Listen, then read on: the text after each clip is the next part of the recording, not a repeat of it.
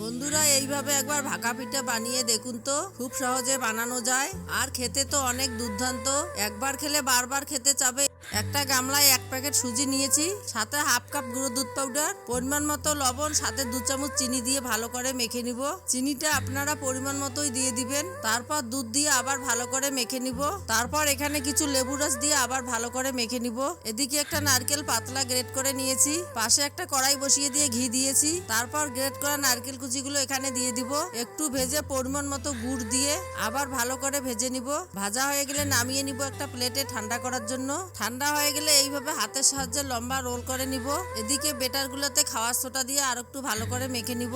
আমি এখানে 2টো গ্লাস নিয়েছি, গ্লাসগুলোতে একটু ঘি মেখে বেটারগুলো এখানে দিয়ে দিব। তারপর নারকেলের পুরগুলো দিয়ে দিব। দেওয়া হয়ে গেলে উপকরণগুলো আমি কড়াইয়ে ভেপে নিয়েছি, 20 মিনিট ভেপে নিয়ে নামিয়ে নিয়েছি। বন্ধুরা, এই রেসিপিটা একবার হলো বাড়িতে বানিয়ে খাবেন।